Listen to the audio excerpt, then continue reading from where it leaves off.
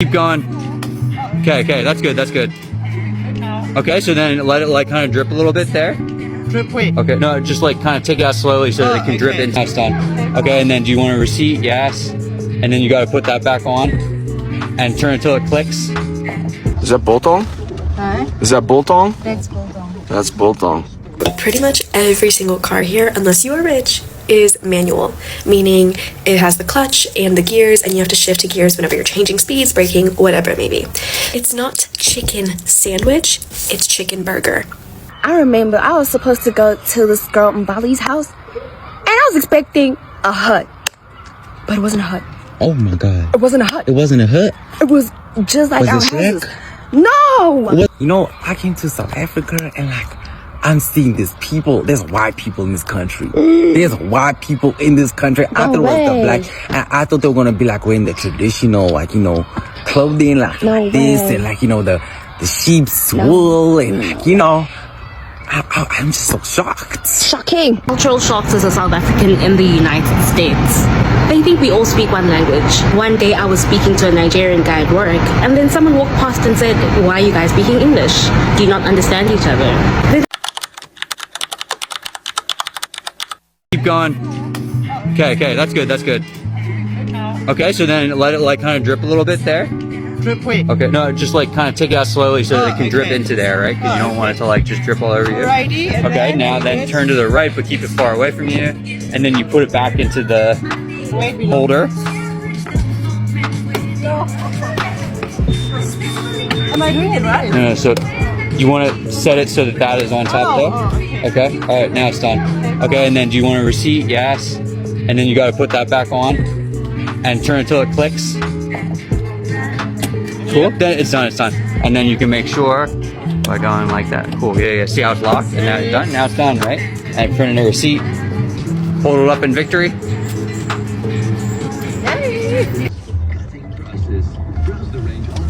Is that bolt on? Huh? Is that bolt on? That's bolt on. That's bolt on.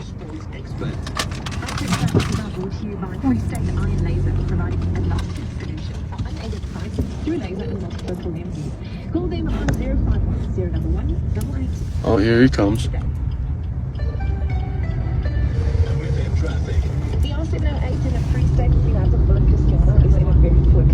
Here are small changes that I've had to get used to in South Africa as an American studying abroad.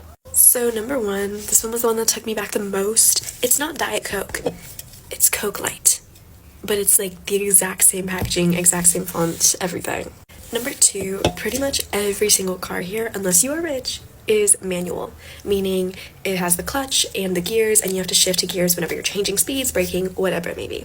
So yeah, and that's pretty big. Like, that's not a thing in the States. Like, every single car, if you go to a car dealership, is going to be an automatic car. So that was just something I had to get used to, because also these Uber drivers here are crazy. I get nauseous every single time I get in one. It's not chicken sandwich, it's chicken burger. Like, if you know how we're like, you know, if we go to like Chick-fil-A or something, but if you go to like any chicken's place or even like any fast food place and you're like, can I get a chicken sandwich? It's a chicken burger here. It's a chicken burger here. Don't say chicken sandwich. You're not gonna get like stared down. It's not like that, but it's chicken sandwich. It's chicken burger. Their cookies here are not ooey gooey. As a matter of fact, I told somebody I like my cookies ooey gooey and they made fun of me for that phrase. They're all hard. And also biscuits are a thing. There's a lot of British influence. I'm sure we can guess why. Colonialism, but you know. Another thing is load shedding. So I personally have not experienced load shedding at all because I am here in the midst of the election season. First of all, I'm in Cape Town, and Cape Town usually doesn't have as bad load shedding in general. But then also, since it's election season, people don't really... Load shedding is when they shut off your power for a little bit. You know what? I can't really explain it. I'm not going to explain it well, and I'm going to be very American if I try to explain it, and yeah. But basically, it's to help the energy crisis. And so you don't have access to energy for like a designated time throughout the day. And that includes like hot water, you know, things that are fueled by electricity. But I have not experienced that at all within my time here in SA. That is not to say that it is not real, and that is not to say that others aren't experiencing it right now. But it's all part of the political agenda, you guys remember that. Another culture shock is that, so some groups of people here in South Africa identify as colored.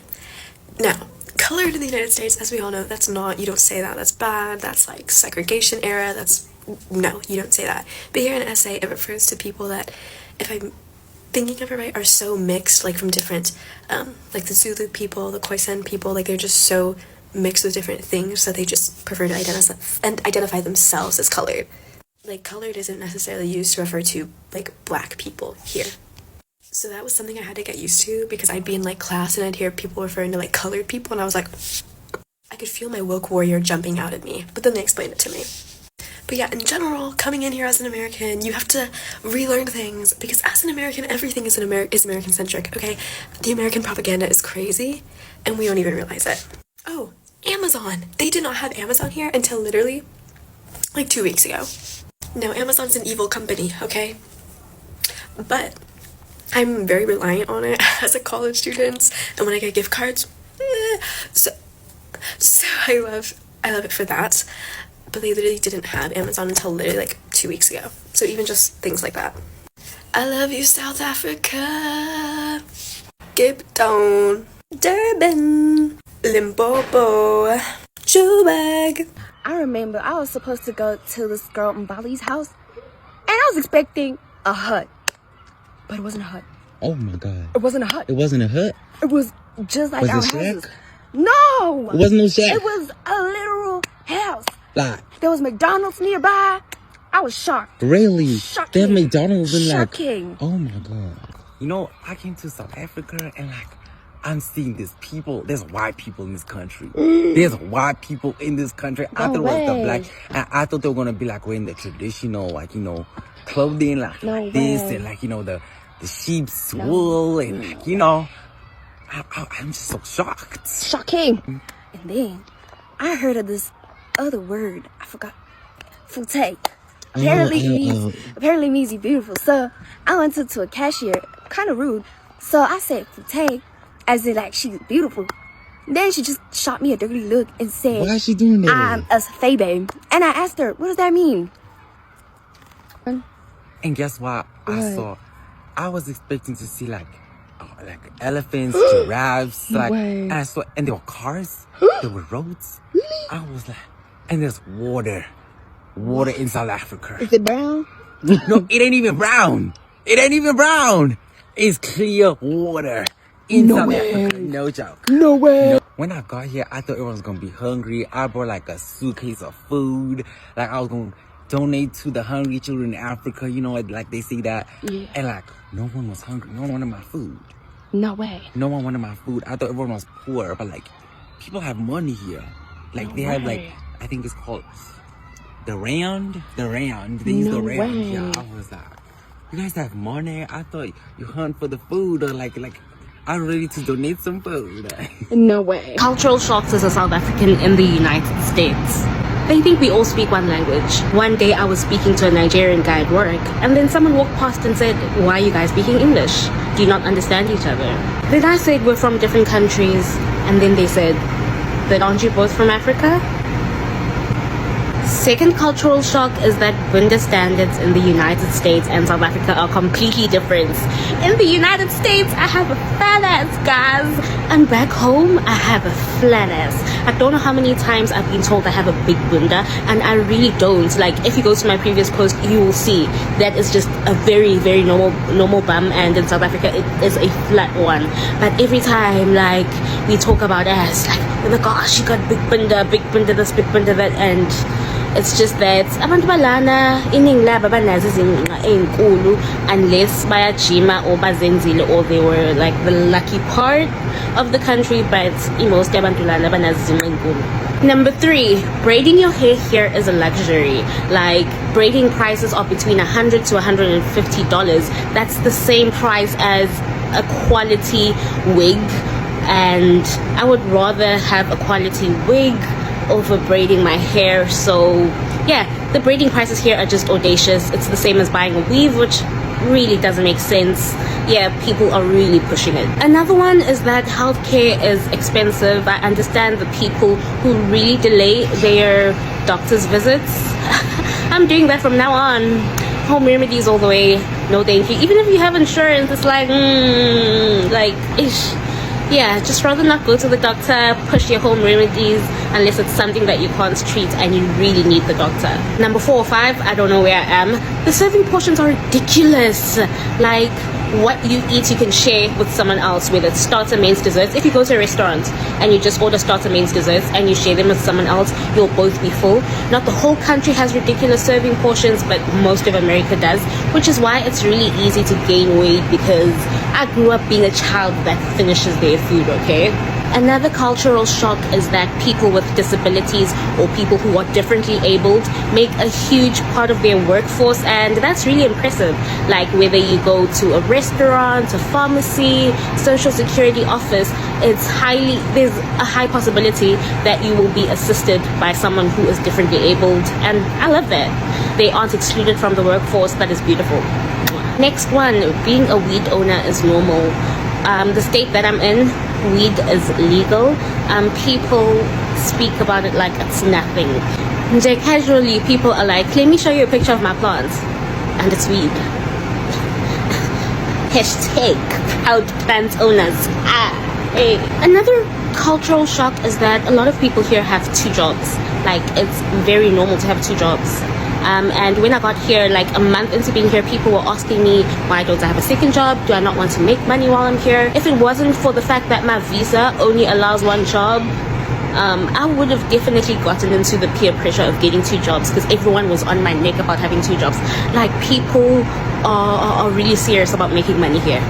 Very serious. The US also has a lot of immigrants. I knew that they had a lot, but not this much. Like, literally everywhere you go, you will meet immigrants from all over the world. And yeah, people like saying that it's hard to get into the US. Well, it is hard if you have a criminal record and you can't support yourself financially, but like immigrants make up a huge part of their workforce. Lastly, one that you guys all hear is that a lot of people think South Africa is a direction and not like a name of a country. A lot of the time when you tell people you're from South Africa, they're like, oh, okay, which country in South Africa? And you're like, that's the name of the country.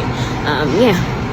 Those are my cultural shocks. And the rest of the people who are from South Africa or parts of Africa, what have your cultural shocks in the United States been? I'm just sitting here thinking like, damn, I never knew how big my back was until I arrived here to South Africa. And I went to a restaurant the first day I settled, and I ordered a sandwich and the waiter brought it, and I was like, oh, okay. That's it? Then I looked closer to the menu. Hey, the sides are separate. What do you mean they don't come with chips or a salad? That's how I knew.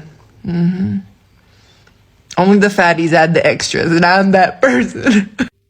Okay, I'm currently in South Africa and I'm in Cape Town, and this is my first time here, and I'm in my hostel, and I feel like the biggest culture shock is, besides the way that they categorize race, which I was talking to a friend about today who's South African and from Cape Town, is the way that the meat tastes. Like, as someone from the US, I feel like beef just always tastes like very like neutral, like not that meaty, and honestly, like I prefer it like that. Like, I don't like meat that tastes super gamey. Like, I've had goat in like Colombia and Pakistan where like they cooked it and like killed it on the spot, and I didn't love it.